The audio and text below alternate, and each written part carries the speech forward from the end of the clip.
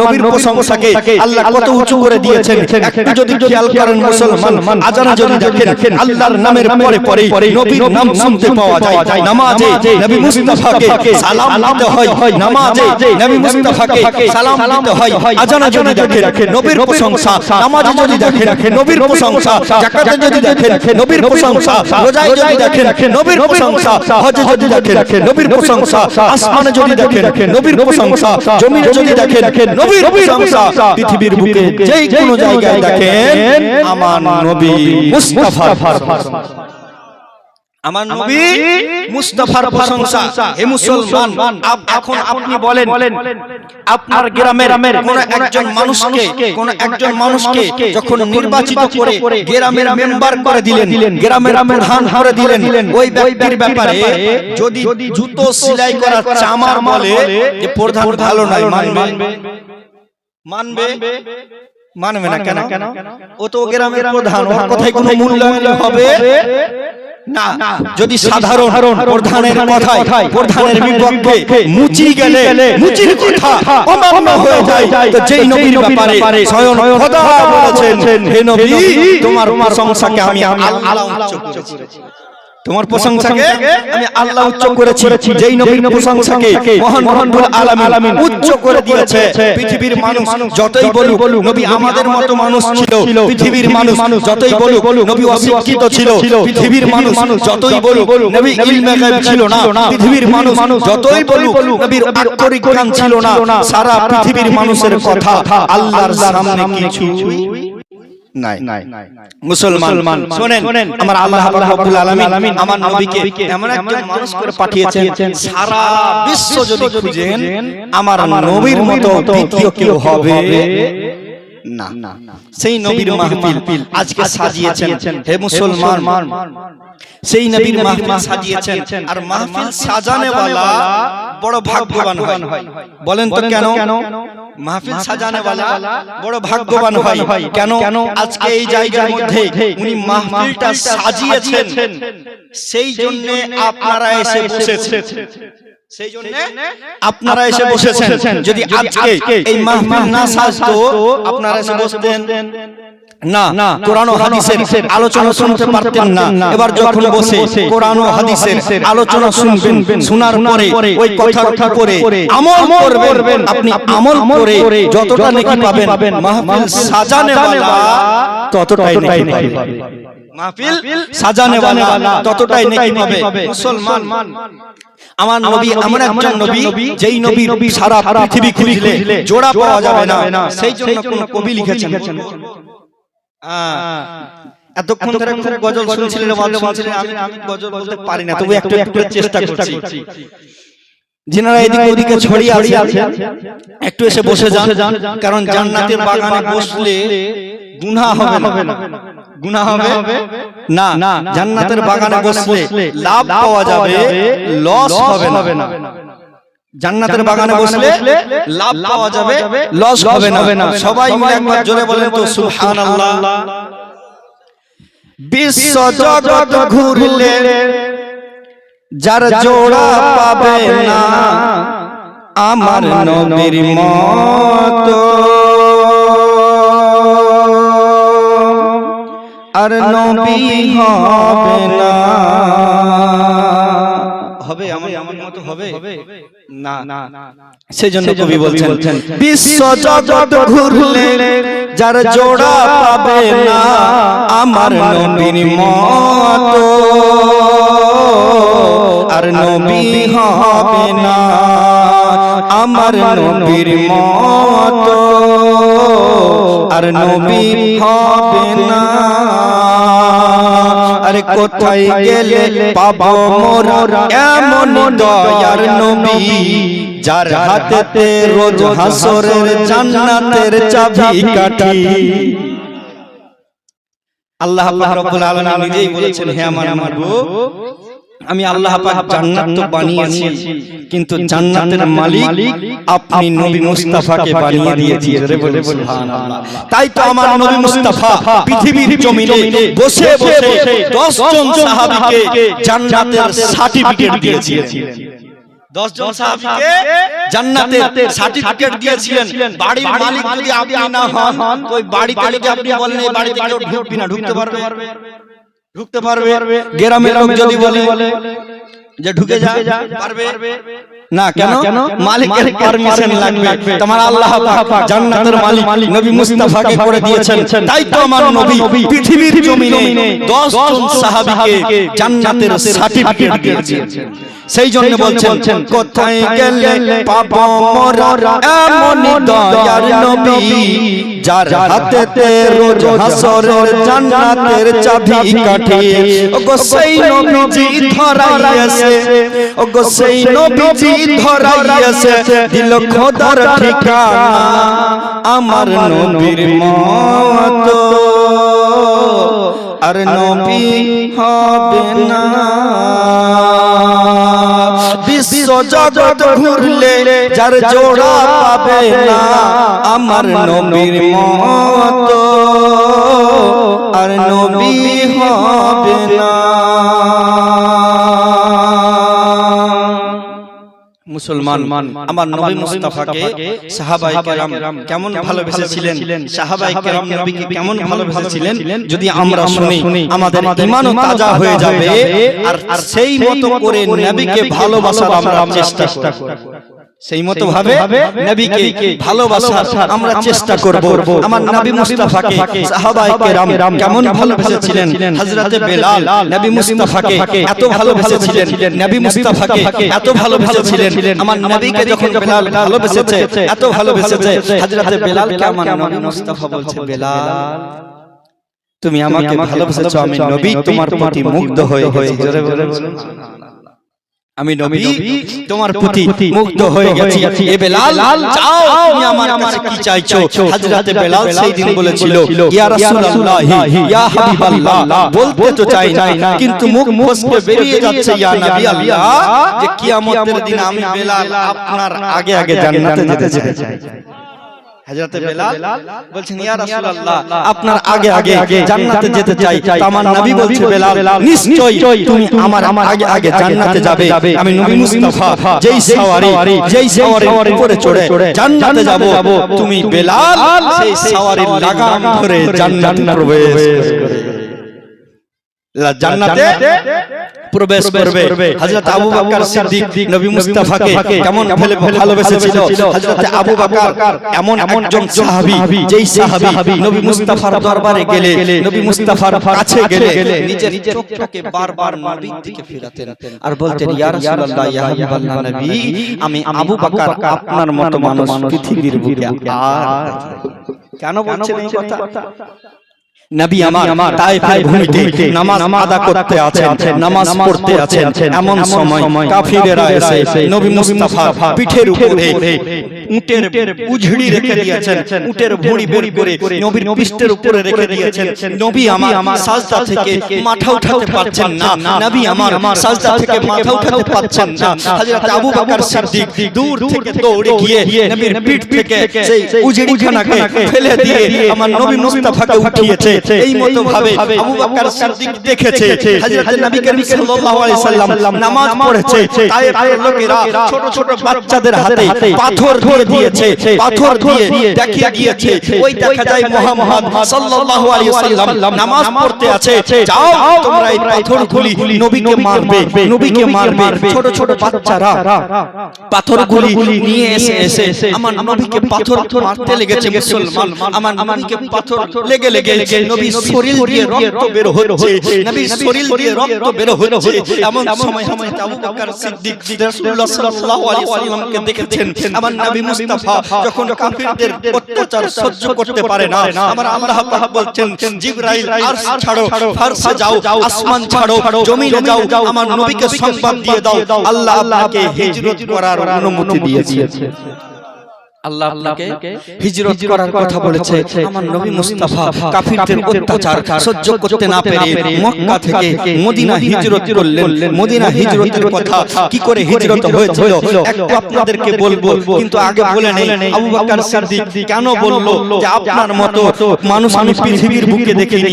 আমার নবী মুস্তাফা যখন মদিনায় চলে গিয়েছিল, তারপরে যখন সাহাবায়ে কেরাম বেশি হয়ে গেল, তখন নবী মুস্তাফা মক্কা জয় করেছিলেন। মক্কা যখন জয় করলো, কাফিররা বলতে লাগলো আমরা মুহাম্মদকে আঘাত করেছি, সে মুহাম্মদকে আঘাত করেছে। তখন তারা সংখ্যায় কম ছিল, কিন্তু আজকে মক্কার বিজয় মুসলমানদের হাতে হয়ে গেছে। আজকে মুহাম্মদ কাফিরদেরকে ঢুঁড়বে আর মারবে, ঢুঁড়বে আর মারবে। সবাই পাহাড়ের গুহায় গিয়ে লুকিয়ে পড়ছে, কে বাড়ির ভিতরে গিয়ে লুকিয়ে পড়ছে। আমার নবী মুস্তাফা সেই উঁচু জায়গার মধ্যে দাঁড়িয়ে গিয়ে বলছে, হে মক্কার লোকেরা, আমি নবী তোমাদের সকলকে মাফ করে দিলাম। আমি নবী তোমাদের সকলকে মাফ করে দিলাম। বলুন মুসলমান, যেই নবীকে পাথর মেরে মেরে রক্তাক্ত করলো, যেই নবীকে নামাজরত অবস্থায় ডিস্টার্ব করলো, সেই নবী মুস্তাফা যখন মক্কা বিজয় হয়েছে, আমার নবী দাঁড়িয়ে বলছেন আমি সকলকে মাফ করে দিলাম, সকলকে মাফ করে দিলাম। হযরত আবু বকর সিদ্দিক বলছে মানুষ এমন, ওকে যদি কেউ একবারই মারে, তো যদি মারতে না পারে কমসে কম গালি দিবে। মারতে যদি না পারে, ধরেন কেউ আছে 10 ভাই আর একটা বাপের আছে একটাই বেটা, 10 ভাই মিলে এক বেটাকে পিটে দিলে, ও তার ঘুরিয়ে মারতে পারবে না। মারতে না পারলেও গালি দিবে, মারতে না পারলেও গালি দিবে। এবার যদি গালি দিতেও না পারে, গালি দিতেও না পারে, তো ওদের সঙ্গে জীবনে কোনোদিন কথা বলবে না। আমার নবী মুস্তাফা আমাদেরকে শিখাচ্ছে, হে মানুষ, হে আমার উম্মতেরা শুনে নাও, তোমরা মানুষকে maaf করে দাও। তোমরা যদি মানুষকে maaf করো, আল্লাহ পাক তোমাদেরকে maaf করে দিবে। আল্লাহ পাক তোমাদেরকে maaf করে দিবে। হযরত আবু বকর সিদ্দিক রাসূলুল্লাহ সাল্লাল্লাহু আলাইহি ওয়াসাল্লামের তিনি শ্বশুর ছিলেন। কি ছিলেন? নবীর শ্বশুর ছিলেন। আবু বকর সিদ্দিক নিজ মেয়ে হযরত আয়েশা সিদ্দিকাকে বলছে, এ আয়েশা, নবী তোমাকে এমন কোন গোপন কথা বলেছে কি? এমন কোন গোপন আমল বলো তো আয়েশা, তুমি আমাকে বলো। আমার আয়েশা সিদ্দিকা রাদিয়াল্লাহু তাআলা আনহা বলছেন, আব্বা জান, নবী বলেছেন কোন দুইজন ব্যক্তির মধ্যে যদি ঝগড়া হয়ে কথা বন্ধ হয়ে থাকে, তাদের দুইজনকে কোন ব্যক্তি যদি মিলিয়ে দেয়, তখন আল্লাহ পাক খুশি হয়ে থাকে, জান্নাত দিয়ে দেয়। জোরে বলুন, আল্লাহ পাক খুশি হয়ে তাকে জান্নাত দিয়ে দেয়। হযরত আবু বকর সিদ্দিকের দুই চোখ দিয়ে অশ্রু ঝরতে লাগলো। হযরত আবু বকর সিদ্দিকের দুই চোখ দিয়ে অশ্রু ঝরতে লাগলো। এবার মা আয়েশা বলছেন, আব্বা জান, আমি তো আপনাকে ভালো কথা বললাম, আপনার চোখ দিয়ে কেন জল ঝরতে লাগলো? হযরত আবু বকর সিদ্দিক বলে, মা রে, আমার নবী যেই উম্মতের জন্য 63 বছর পৃথিবীর বুকে ছিলেন, কেঁদে কেঁদে নিজের বুক ভাসিয়েছেন। নবী 63 বছর জিন্দেগিতে এক সেকেন্ডের জন্য নিজের উম্মতকে বলে ভুলে যায়নি। যেই নবী উম্মতের জন্য কেঁদে কেঁদে চোখ ভাসিয়েছে, নিজে কেঁদে কেঁদে বুক ভাসিয়েছে, তুমি আজকে বললে দুইজন ব্যক্তি যদি মিলিয়ে দেয়, আল্লাহ খুশি হয়ে তাকে জান্নাত দিবে। আর কেউ যদি দুইজন ব্যক্তিকে ঝগড়ার মধ্যে লিপ্ত করে দেয়, ঝগড়ার মধ্যে লিপ্ত করে দেয়, তাই হযরত আবু বকর সিদ্দিক কান্না করতেছিল। মুসলমান নবীকে হযরত আবু বকর সিদ্দিক কত ভালোবেসেছেন, যদি হিজরতের ঘটনা শুনেন বুঝতে পারবেন। মুসলমান তারপরে দ্বিতীয় খলিফা হযরত উমর ফারুক নবীকে কত ভালোবেসেছেন। হযরত উমর ফারুক খলিফা হলেন, তো তার বেটা রাস্তাঘাটে খেলছে, আর নবীর দুই নওয়াসা হযরত ইমাম হাসান ও হুসাইন খেলছে। যখন খেলতে খেলতে হযরত ইমাম হাসান ও হুসাইন বলছেন, এ আমার বাপের গোলামের ছেলে, এ আমার নানার গোলামের ছেলে, যখন এই কথা বলেছে, হযরত উমর ফারুকের বেটা বড় রাগান্বিত হয়ে বাবার কাছে এসে বলতে আছে, বাবা, হযরত ইমাম হাসান ও হুসাইন আলীর দুই লাল আমাকে বলেছে, এ আমার নানার গোলামের বেটা, এ আমার নানার দাসের বেটা। হযরত উমর ফারুক বলেছে, বেটা সত্যি বলেছে, সত্যি বলেছে। তার বেটা বলছে হ্যাঁ সত্যি বলেছে। তখন বলছে তোমার ফারুক একটা হরিণের চামড়া দিয়ে বলছে যাও এই চামড়ার মধ্যে ইমাম হাসান ও হুসাইনের লিখিত করে আনো যে সে বলেছে যে তুমি আমার নানার গোলামের ছেলে। জোরে বলুন, তুমি আমার নানার গোলামের ছেলে। যখন এই কথা বলা হযরত উমর ফারুকের ছেলে সেই চামড়াখানা নিয়ে হযরত ইমাম হাসান ও হুসাইনের কাছে সে উপস্থিত হলেন। হয়ে বলছেন আপনি যে বললেন আমি আর নানার গোলামের ছেলে, আপনি কি লিখিত দিতে পারবেন? হযরত ইমাম হুসাইন বলছেন হুসাইনের জবান যেই দিকে লিখনিতে কোনো অসুবিধা হবে না। হযরত ইমাম হাসান ও হুসাইন লিখে দিলেন, লিখে নিচে সিগনেচার করে দিলেন। উমরের ছেলে ভাবছে হয়তো আমার বাবা খলিফা কোন কড়া বিচার করবে, সেই জন্য মুখের কথা নয় লিখিত নিয়ে নিল। এবার হযরত উমর ফারুক সেই লিখিত খানা দেখছেন, দেখার পরে মসজিদে নামাজ পড়াতে গেছেন। নামাজ পড়িয়ে দেওয়ার পরে হযরত উমর ফারুক দাঁড়িয়ে গিয়েছে। দাঁড়িয়ে হযরত আলীকে বলছে ভাই আলী তোমার কাছে একটা অনুরোধ করে যাই, আমি যখন দুনিয়ার বুক থেকে বিদায় হয়ে যাব, দুনিয়া থেকে বিদায় হয়ে যাব, যখন তোমরা আমাকে কবর দিবে কবরে এই চামড়াখানা দিয়ে দিও। জোরে বলুন সুবহানাল্লাহ। কবরে এই চামড়াখানা দিয়ে দিও। লোকজন জিজ্ঞাসা করতে লাগলো উমর ফারুক তুমি কবরে কেন সেই চামড়াখানা চাইছো?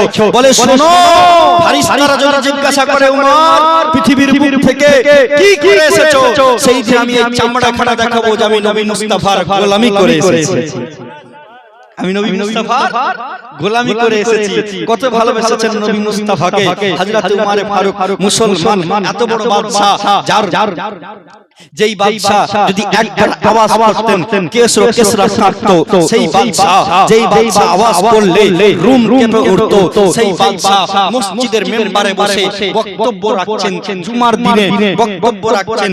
এমন সময় সামনের কাতার থেকে হযরত ইমাম হুসাইন দাঁড়িয়ে গিয়েছে। হযরত ইমাম হুসাইন দাঁড়িয়ে গিয়েছে, দাঁড়িয়ে বলছে উমর মেম্বার থেকে নামো, ওটা আমার নানার মেম্বার। জোরে বলেন সুবহানাল্লাহ, ওইটা আমার নানার মেম্বার। এখন বলেন আপনাদের জুমা মসজিদে আপনাদের ইমাম সাহেব যদি বক্তব্য রাখে, একটা ছোট বাচ্চা যদি গিয়ে বলে মুফতি সাহেব নামেন, ওটা আমার বাপ দাদা বানিয়েছে, ওটা আমার বাপ দাদা বানিয়েছে, নামবে মানুষ চড়িয়ে দিবে, মানুষ চড়িয়ে দিবে। হে মুসলমান, কিন্তু ইমাম হুসাইন যখন বলেছেন হে উমর ওই মেম্বার থেকে নেমে যাও, ওই মেম্বার আমার নানার মেম্বার, তুমি নিজের নানার মেম্বারে গিয়ে দাঁড়াও, তুমি নিজের নানার মেম্বারে গিয়ে দাঁড়াও। হযরত আলী বলছে বেটা তুমি কি বলতে আছো, ছেড়ে দাও, তুমি কি বলতে আছো? হযরত উমর ফারুক মেম্বার থেকে নেমে গিয়েছে, নেমে হযরত ইমাম হুসাইনকে বলছেন এ আমার নবীর নওয়াসা, আমি দেখেছি নবী তোমাকে বড় মহব্বত করত, নবী মুস্তাফা তোমাকে কোলে নিত, কোলে নিয়ে নবী মুস্তাফা চুমু খেত, নবী মুস্তাফা চুমু খেত, নবী তোমার সঙ্গে বড় মহব্বত করত। যে নবীর সঙ্গে যার মহব্বত, যে নবীকে ভালোবাসে, যে নবী তাকে ভালোবাসে, নবী যাকে ভালোবাসে, আমি উমর যদি তাকে ভালোবাসি নবীকে ভালোবাসা হয়ে যাবে। হযরত উমর ফারুক বলছেন বেটা এটা তোমার নানার মেম্বার, আমি উমর নেমে গেলাম, কিন্তু আমার নানার তো কোনো মেম্বার নাই। আমি উমর, যে উমর মাঠের মধ্যে উট চড়াতাম, আমার উট যদি হারিয়ে যেত আমি উমর খুঁজে বের করতে পারতাম না, আমি উমর খুঁজে বের করতে পারতাম না। সেই উমরকে তোমার নানা এনে এই মেম্বারে বসিয়েছে। হযরত ইমাম হুসাইন বলছেন আচ্ছা তোমার নানার কোনো মেম্বার নেই? বলে না। বলছে যাও আমার নানার মেম্বারে উঠে যাও, আমার নানার মেম্বারে উঠে যাও। এবার বলেন হযরত উমর ফারুক সেই সময় দাঁড়িয়ে গিয়ে খুতবা দিতে আরম্ভ করলো। হযরত ইমাম হুসাইনের কথা শুনলো কেন? আমার নবী বলেছেন যখন নবী মুস্তাফা বিদায় হজে গিয়েছেন, দুনিয়া ছেড়ে বিদায় হবেন, সাহাবায়ে কেরাম জিজ্ঞাসা করতে লাগলো ইয়া রাসূলুল্লাহ, ইয়া হাবিবাল্লাহ নবী, আপনি দুনিয়ার মুখ থেকে বিদায় হয়ে যাবেন, আমরা তখন কাকে ফলো করব? আমার নবী বলছেন আমি তোমাদের জন্য দুইটি জিনিস রেখে গেলাম। কয়টি? দুইটি জিনিস। এক নাম্বার হলো কোরআন, আর দ্বিতীয় নাম্বার হলো আহলে বাইত, মানে আমার বংশধর। ধরে বলেন সুবহানাল্লাহ, আমার বংশধর তোমরা কোরআনকে কখনো ছেড়ে দিও না কোরআনকে যদি মজবুত ভাবে ধরে রাখতে পারো কোরআনের পরে পরে আহলে বাইত যদি মজবুত ভাবে ধরে রাখতে পারো আহলে বাইত যদি মানতে পারো আহলে বাইতকে যদি ভালোবাসতে পারো তো তোমরা কামিয়াব হয়ে যাবে জোরে বলুন সুবহানাল্লাহ তোমরা কামিয়াব হয়ে যাবে উমারে ফারুক কেমন ভালোবেসেছিল মুসলমান হে মুসলমান সেই উমারে ফারুক শুনলেন আমার নবী মুস্তাফা যখন হিজরত করে মক্কা থেকে মদিনার দিকে যাচ্ছেন নবী হিজরত করে মক্কা থেকে মদিনার দিকে যাচ্ছেন এমন জায়গায় যেই জায়গায় দাঁড়িয়েছেন নবী এক পা আগালে মক্কা এক পা পিছনে আসলে এক পা সামনে গেলে মদিনা এক পা পিছনে আসলে মক্কা সামনে এগোলে মদিনা এক পা পিছনে আসলে মক্কা এই মতো জায়গায় আমার নবী দাঁড়িয়ে গিয়েছেন দাঁড়িয়ে বারবার কাবার দিকে তাকাচ্ছেন আর বলছেন মক্কা আল্লাহর অর্ডার হয়েছে আমি মক্কা থেকে মদিনা হিজরত করছি মদিনার মায়েরা জানতে পেরেছিল আমার নবী মুস্তাফা মদিনাতে হিজরত করে আসছে মক্কার মায়েরা নিজ নিজ ছোট বাচ্চাগুলিকে ছেড়ে দিয়েছে দিয়ে বলছে যাও তোমরা কেউ খেজুরের গাছের উপরে বসে যাও কেউ উঁচু জায়গায় বসে যাও তোমরা যে আমার নবীকে আগে দেখতে পাবে সে বড় খুশনসিব হয়ে সে খুশনসিব হয়ে যাবে নারে তাকবীর নারে রিসালাত নারে রিসালাত জীবনী বক্তা মুফতি মোহাম্মদ আইয়ুব আলী সাহেব নারে তাকবীর নারে রিসালাত যে আমার নবীকে সর্বপ্রথম দেখবে তার নসিবটা খুশনসিব হয়ে যাবে মদিনার বাচ্চাগুলিকে মায়েরা নামিয়ে দিয়ে কোল থেকে নামিয়ে দিয়ে পাঠিয়ে দিয়েছে কেউ খেজুরের গাছের উপরে বসে গিয়েছে কেউ আর কোথাও বসে গিয়েছে উঁচু উঁচু জায়গাগুলোতে বসে গিয়েছে আমার নবী মুস্তাফা যখন মক্কা থেকে মদিনায় পা রাখলেন মদিনার বাচ্চারা আমার নবীকে দেখতে পেয়েছে এসে আমার নবী মুস্তাফাকে ঘিরে নিয়েছে আমার নবীকে ঘিরে নিয়েছে মদিনার বাচ্চারা নবীকে ঘিরে এবার নবী মুস্তাফাকে বলছে ইয়া রাসূলুল্লাহ আপনার বাড়ি মক্কার লোকেরা আপনাকে জ্বালা যন্ত্রণা দিয়েছে আপনি হিজরত করে মদিনায় এসেছেন আমরা মদিনার মানুষ আমরা বড় ভালোবাসি আপনাকে আমরা বড় ভালোবাসি আপনাকে মুসলমান আমার নবী মুস্তাফা সাল্লাল্লাহু তাআলা আলাইহি ওয়াসাল্লাম হাঁটু গেড়ে বসে বাচ্চাদের সমান হয়ে গিয়ে বাচ্চাগুলিকে নিজের বুকে টেনে নিয়েছেন বাচ্চাগুলিকে নিজের বুকে টেনে নিয়েছেন এবার আমার নবী বলছেন বাচ্চাগুলিকে যখন বুকে টেনে নিয়েছে আমার নবী বলছে এ মদিনার বাচ্চারা যেমন ভাবে ওই তায়েফের বাচ্চারা আমাকে ছোট ছোট পাথর মেরেছিল তোমরাও কি আমাকে পাথর মেরে তাড়িয়ে দিবে নবী বলছেন যেই মতো ভাবে তায়েফের বাচ্চারা ছোট ছোট পাথর মেরেছিল আমি নবীকে আমার শরীর দিয়ে রক্ত ঝরতে আরম্ভ করেছিল তোমরাও কি আমাকে এই মতো তাড়িয়ে দিবে আমার সেই মদিনার ছোট ছোট বাচ্চারা বলেছিল ইয়া রাসূলুল্লাহ ইয়া হাবিবাল্লাহ নবী আপনার প্রতি কুরবান হয়ে যাব কিন্তু আপনি নবীকে কোনোদিন কষ্ট দিব না আপনি নবীকে কোনোদিন কষ্ট দিব না আমার নবী মুস্তাফা মদিনায় আমার নবী মুস্তাফা মদিনায় আর থাকতে আরম্ভ করলেন এমন সময় যুদ্ধের ঘোষণা হলো যে যুদ্ধতে আবু জেহেল শহীদ হয়েছে আবু জেহেল মৃত্যুবরণ করেছিল জাহান্নামে চলে গিয়েছিল ওই আবু জেহেল সেই যুদ্ধের মধ্যে মৃত্যুবরণ করেছিল হে মুসলমান ছোট ছোট বাচ্চা যখন যুদ্ধের এলান হলো কে যুদ্ধে যাবে তো সবাই যুদ্ধে যাওয়ার জন্য লম্বা লাইন লাগিয়েছিল নবী মুস্তাফার সামনে সবাই লম্বা লাইন লাগিয়েছিল নবী মুস্তাফার সামনে এবার তখন নবী দেখলেন ঢালাও ভাবে সবাইকে নেওয়া যাবে ঢালাও ভাবে সবাইকে নেওয়া যাবে না যুদ্ধের মধ্যে ঢালাও ভাবে সবাইকে নেওয়া যাবে না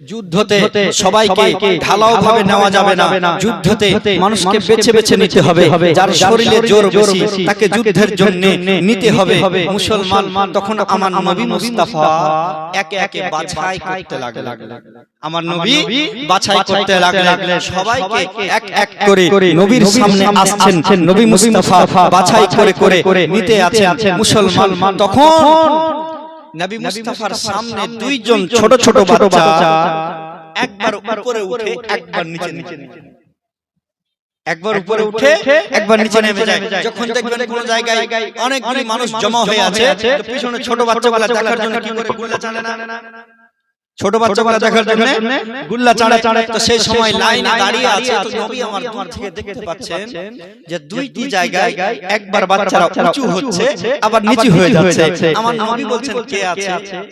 বড় ভাই মাছ বেরিয়ে আসলো, বড় ভাই মাছ বেরিয়ে আসলো। মাছ এসে বলছেন ইয়া রাসূলুল্লাহ ইয়া হাবিবাল্লাহ, আমি হলাম মাছ, আমি হলাম মাছ। আমার নবী মুস্তাফা বলছেন বলো তুমি যুদ্ধে যাবে? বলে ইয়া রাসূলুল্লাহ ইয়া হাবিবাল্লাহ, বলে তুমি যুদ্ধে যেতে হবে না, তোমার বাবা বেঁচে আছে। বলে না ইয়া রাসূলুল্লাহ, আমার বাবা দুনিয়া ছেড়ে বিদায় হয়ে চলে গেছে, আমার মা বাড়ির মধ্যে আছে। আমার নবী বললেন তোমাকে যুদ্ধে যেতে হবে না, যাও তুমি তোমার মায়ের খিদমত করবে, তোমার মায়ের খিদমত করবে। সেই ছোট বাচ্চা বলছে ইয়া রাসূলুল্লাহ ইয়া হাবিবাল্লাহ, আমি বাড়ি ফিরে যাব না, আমি আমার মায়ের কাছ থেকে অনুমতি নিয়ে এসেছি, মায়ের কাছ থেকে অনুমতি নিয়ে এসেছি। কেমন মা ছিল?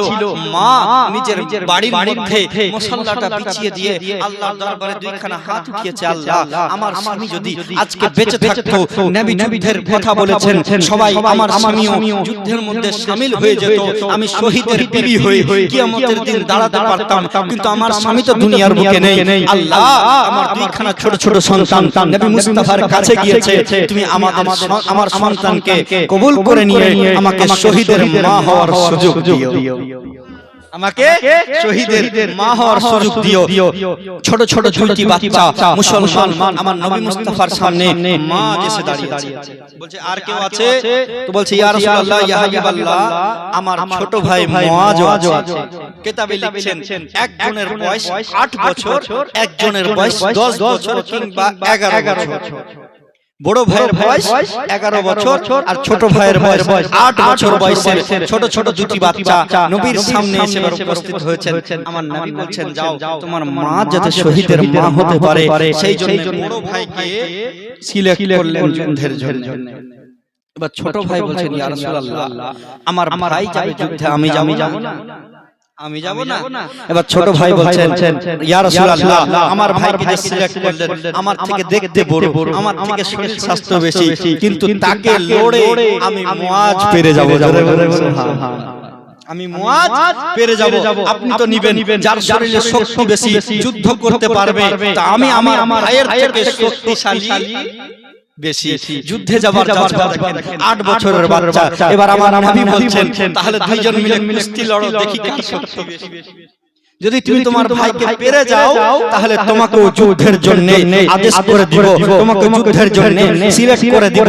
এবার তখন ছোট ভাই বড় ভাইকে বলছে ভাই তুমি আমার থেকে বড়, তোমার শরীরের জোর আমার থেকে বেশি, তোমার শরীরে জোর আমার থেকে বেশি, তুমি যদি চাও আমি তোমাকে হারাতে পারবো না, কিন্তু যুদ্ধে সিলেক্ট হওয়ার জন্য তুমি নিজে একটু হেরে যাও। এবার বড় ভাই ছোট ভাইয়ের সঙ্গে কুস্তি লড়াই হলো, ছোট ভাই বড় ভাই নিজের মধ্যে পড়ে গেল, ছোট ভাই বিজয়। আমার নবী বললেন যাও তোমাকে যুদ্ধে যাওয়ার অর্ডার দিলাম। ছোট ছোট দুটো বাচ্চা যখন যুদ্ধের ময়দানে এসেছে, এবার দূর থেকে বারবার দেখছেন ওই দিকে ঘোড়ার উপরে আবু জেহেল লিডারি করছে, সমস্ত যুদ্ধের পরিচালনা করছে কাফিরদের দিক থেকে, এই দিকে সাহাবায়ে কেরামগণ আছে মুসলমান। এবার বলেন যার কাছে সওয়ারি বেশি, যার কাছে ঘোড়া বেশি, যার কাছে তলোয়ার বেশি, তারা যুদ্ধে জিতবে। আর যেই সাহাবা ভুখা পিয়াসা সাহাবা, তাদের কাছে সওয়ারিও নেই, তরবারিও নেই, কিভাবে যুদ্ধে জিতবে? ছোট ছোট দুটি বাচ্চা একজন সাহাবীর কাছে গিয়ে বলছেন চাচা আপনি আমাদেরকে দেখিয়ে দেন যে আবু জেহেল কোনটা। নবীর মোহাম্মদ দিলের মধ্যে কত বেশি, কারণ সে জানতো মক্কার মধ্যে নবীকে সবচাইতে বেশি যে কষ্ট দিয়েছিল সে হচ্ছে আবু জেহেল। সে আবু জেহেল, আবু জেহেলের নাম আবু জেহেল ছিল না, আবু জেহেলের নাম ছিল আবুল হেকাম, জ্ঞান ও বিজ্ঞানের বাপ। আবুল হেকাম মানে জ্ঞান ও বিজ্ঞানের বাপ। আমার নবীর অসম্মান করার কারণে, আমার নবীর বেইজ্জতি করার কারণে, আমার নবীর সম্মানকে ঘটিয়ে দেওয়ার কারণে তারা আবুল হেকাম নাম থেকে আবু জেহেল হয়ে গেল, জাহিলের বাপ। সেই ছোট ছোট দুটি বাচ্চা বলছে, চাচা আমাদেরকে দেখিয়ে দেন আবু জেহেল কোনটা। বলে কেন, তোমরা দেখে কি করবে? বলে আমরা দুই ভাই বাড়ি থেকে নিয়ত করে এসেছি যে আমার নবীকে বেশি কষ্ট দিয়েছে আবু জেহেল, হয় তাকে মারবো না হয় নিজে শহীদ হয়ে নিজে শহীদ হয়ে যাব। তখন দূর থেকে সেই সাহাবী দেখে দিলেন, ওই যে ঘোড়ার উপরে যে ব্যক্তিটিকে দেখতে পাচ্ছো ওটাই হচ্ছে আবু জেহেল, ওটাই আবু জেহেল। ছোট ছোট দুটি বাচ্চা দৌড় মেরে সেই জায়গায় চলে গেছে। এবার আবু জেহেলের গলা পর্যন্ত হাত যাবে না, ঘোড়ার উপরে আছে। এবার বড় ভাই দাঁড়িয়ে আছে, ছোট ভাই বলছে, ভাই যদি আবু জেহেলকে মারতে হয় তাহলে ঘোড়ার পা কেটে দাও, ঘোড়া যখন বসে যাবে তখন আবু জেহেলকে আমরা মেরে দেব, আবু জেহেলকে মেরে দেব। ছোট ভাই বলল, ঘোড়ার পা দুটি কেটে দাও। বড় ভাই যখন ঘোড়ার পা কেটে দিয়েছে, আবু জেহেল ঘোড়া থেকে নিচে পড়ে গেছে। নিচে পড়তে দেরি দুই ভাই সিংহের মতো আবু জেহেলের সিনার উপরে উঠে বসে গেছে। সিংহের মতো আবু জেহেলের সিনার উপরে উঠে বসে গেছে। আবু জেহেলের সিনায় ছুরি বসিয়ে দিয়েছে মুসলমান। তখন একটা কাফিরদের দলের লোকেরা এসে বড় ভাইয়ের হাতে তরবারির আঘাত করেছে। হাতটা কেটে গিয়ে চামড়ার সঙ্গে ঝুলে আছে, হাতটা কেটে গিয়ে চামড়ার সঙ্গে ঝুলে আছে। তখন সেই দুই ছোট ছোট বাচ্চা সেই জায়গা থেকে উঠে গেছে। একজন সাহাবী এসে আবু জেহেলের গলাটা কেটে আলাদা করে দিয়েছে, জাহান্নামে পাঠিয়ে দিয়েছে।